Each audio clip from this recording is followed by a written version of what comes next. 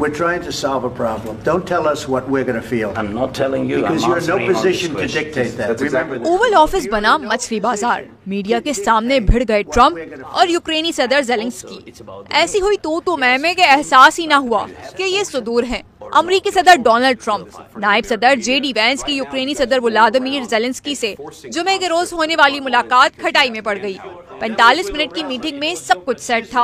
आखिरी 10 मिनट में जब ज़ेलेंस्की ने रूस की मुखालफत की तो अमरीकी सदर बर्दाश्त न कर सके और ऐसे किया लफ्जी वार के यूक्रेनी सदर बिफर गए।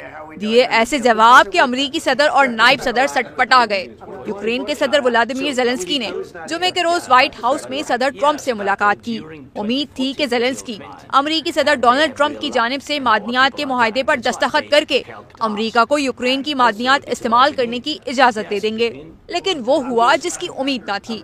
ज़ेलेंस्की ने साफ इनकार कर दिया, कहा कि वो किसी ऐसे मुआहदे पर दस्तखत नहीं करेंगे जिससे उनका मुल्क नस्लों तक मकरूज रहे।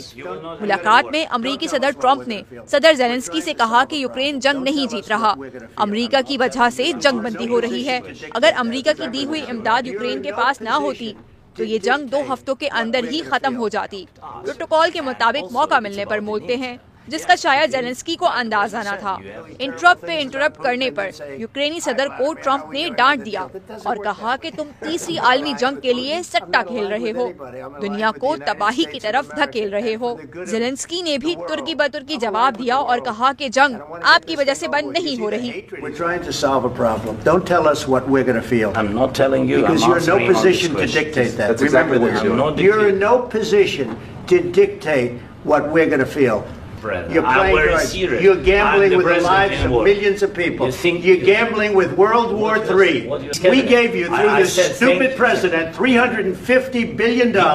We gave you military equipment. Trump ने नागवारी से बात काटते हुए कहा, तुम हमें नहीं बताओ अमेरिका के लिए क्या बेहतर है।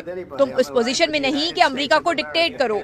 साथ ही अमेरिकी नायब सदर ने ज़ेलेंस्की को कहा कि तुम एक बार भी अमेरिका का शुक्रिया अदा नहीं कर रहे।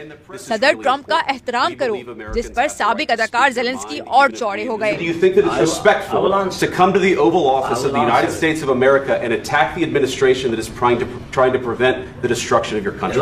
A lot of questions. Just say thank you. I said a lot of times to American people. Accept that there are disagreements, and let's go litigate those disagreements rather than trying to fight it out in the American media when you're wrong. Zelensky भी अकड़े रहे और white house से जाने के बाद अमरीकी सदर से बदतमीजी पर माफी मांगने से भी इनकार कर दिया।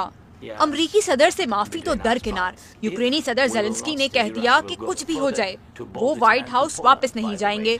उनके पास रूस को अपनी सरजमीन से निकालने के लिए हथियार नहीं। यूक्रेन के लिए अमेरिका के बगैर रूस को रोकना मुश्किल है, लेकिन वो हथियार नहीं डालेंगे। व्हाइट हाउस में जो कुछ भी हुआ अच्छा नहीं हुआ।